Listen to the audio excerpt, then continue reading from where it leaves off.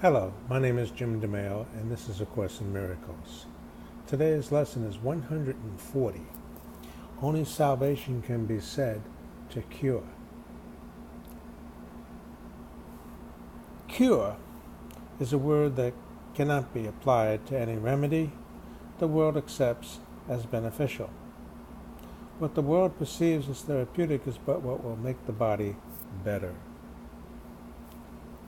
When it tries to heal the mind, it sees no separation from the body where it thinks the mind exists. Its forms of healing thus must substitute illusion for illusion.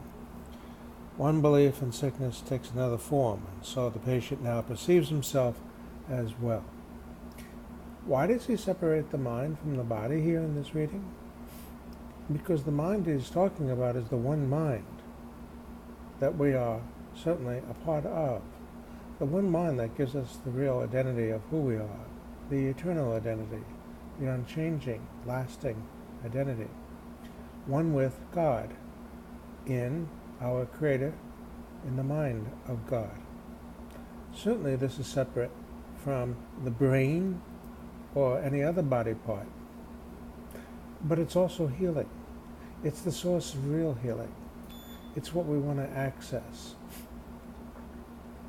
I think when people heal, and there have been many healers throughout history, they've simply gone to the mind.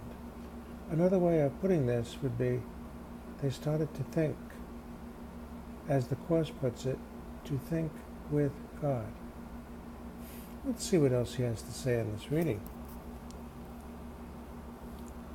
He's not healed. He merely had a dream that he was sick, and in the dream he found a magic formula to make him well. This is the whole saga of getting sick, having medication or whatever, and getting well again. When he says he's not well, it means, do you realize who you are, who you really are? Probably not. If you've had a devastating illness, you may really wonder and want to be connected to what or who we really are. Want to be healed. Yet he has not awakened from the dream. If you're wondering what dream he's talking about, it's the dream of identifying with the body. It's the dream of I am a body. I am mortal. I am temporary. I am nothing. That dream. From the magnificence of God's creation of what we really are as one in the one Son of God, the second person of the Trinity that we're part of. Along with our brother Jesus, for those of you that are Christian, but along with everyone else that walks the face of the planet.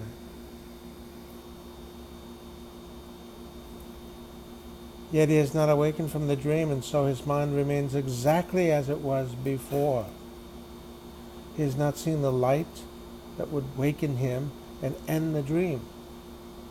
What difference does the content of a dream make in reality? My foot works, my foot doesn't work. One either sleeps, I am a body, or awakens, the one Son of God, a thought in the mind of God. There's nothing in between. The happy dreams the Holy Spirit brings are different from dreaming of the world where one can merely dream he is awake. The dreams forgiveness lets the mind perceive do not induce another form of sleep, so that the dreamer dreams another dream. His happy dreams are heralds of the dawn of truth upon the mind. They lead from sleep to gentle awakening, so the dreams are gone, and thus they cure for all eternity. So the happy dreams are that we're awakening. Why does he call it a dream? Well, because we exist in the mind of God always and unchanged. It is God that remembers who we are. Our Creator, our Father, if you want, creates who we are and holds to his creation, remembers his creation, while waiting for us, to use this term, to awaken to what we really are. So we're there, but we're dreaming we're not there. Confusing? Think about it a little bit.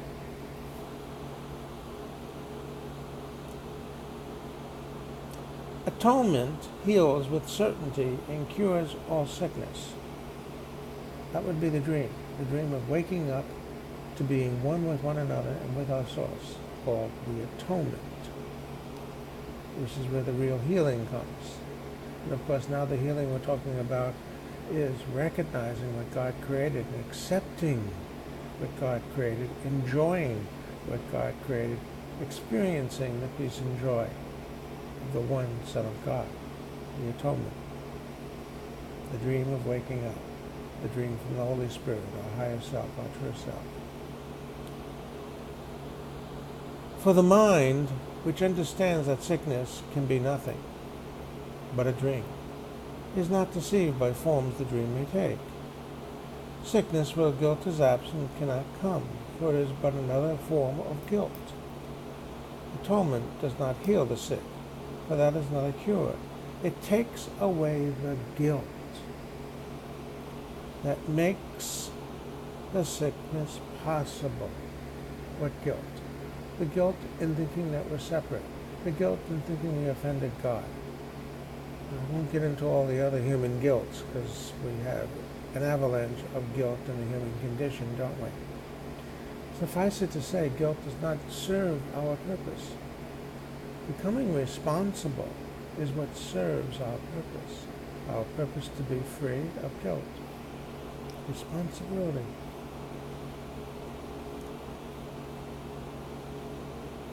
Atonement does not heal the sick, for that is not a cure. It takes away the guilt. It helps us realize we're one. We can't offend. We can't be an offender because there is no offended. There's just us who are one. If we're one, how can we have any transaction of offended and offend? Think about it.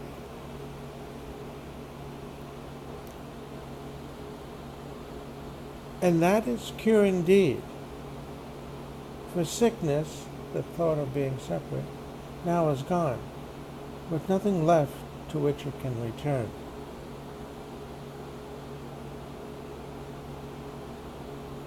Peace be to you who have been cured in God, and not in idle dreams.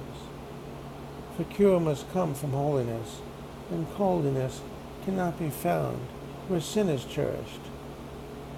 God abides in holy temples.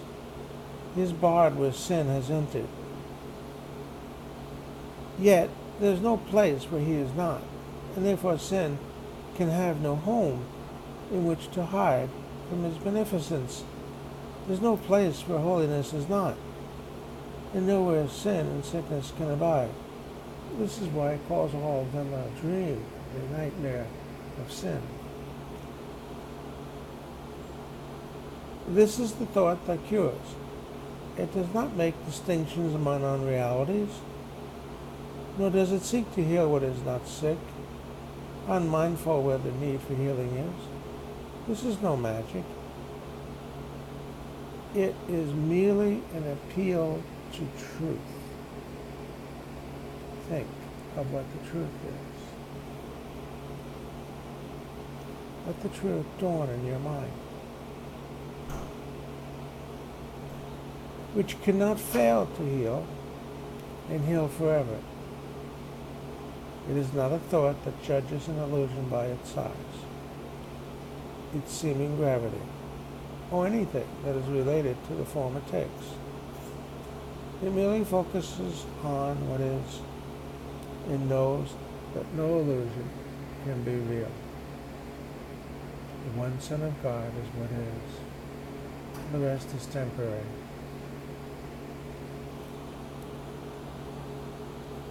Let us not try today to seek to cure what cannot suffer sickness, the body. Healing must be sought where it is and then applied to what is sick, so that there is a cure. This is the healing of the mind that's thinking it's separate. Yeah, this is a simple thing. There's no remedy the world provides that can effect a change in anything. The mind that brings illusions to truth is really change. There's no change but this.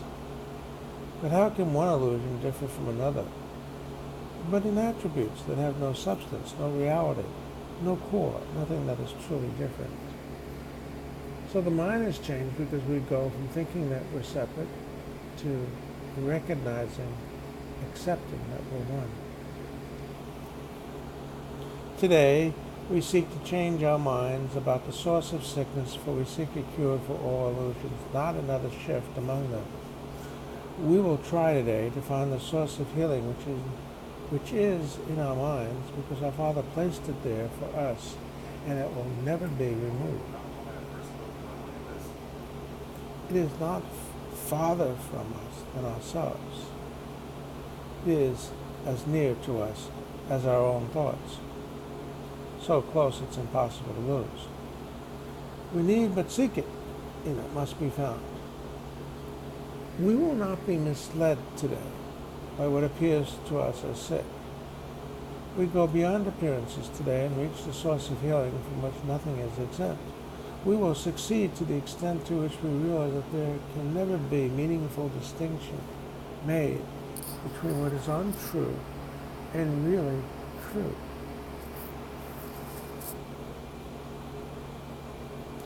Here, there are no degrees, no beliefs that what does not exist is truer in some forms than others.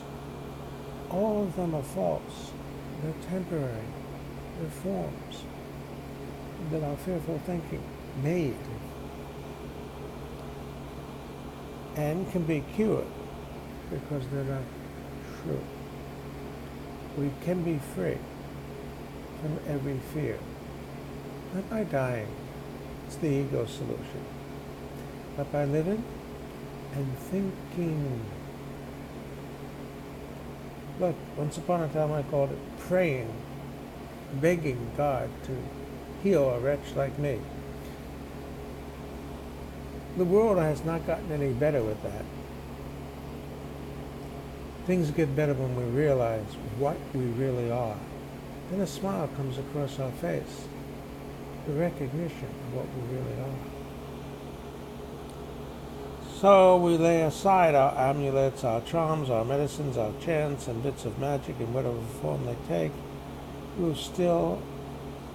will be still and listen for the voice of healing, which will cure all ills as one, restoring saneness to the Son of God. You can hear the voice if you're willing, if you're not afraid of it. If you're afraid of it, let me hear it for you. Trust me. No voice but this is true. No voice but this can cure. Today we hear a single voice which speaks to us of truth, where all illusions end, and peace returns to the eternal, quiet home of God. Yes, all of us hear the one same voice. That's why it's consistent. That's why when we speak to one another about the voice, it fits. What I hear fits with what you hear. What I hear is part of what you need to know. What you hear is part of what I need to know. If we're willing, we hear it. We don't have to meet in a conference. We just need to be willing to realize that our mind is one.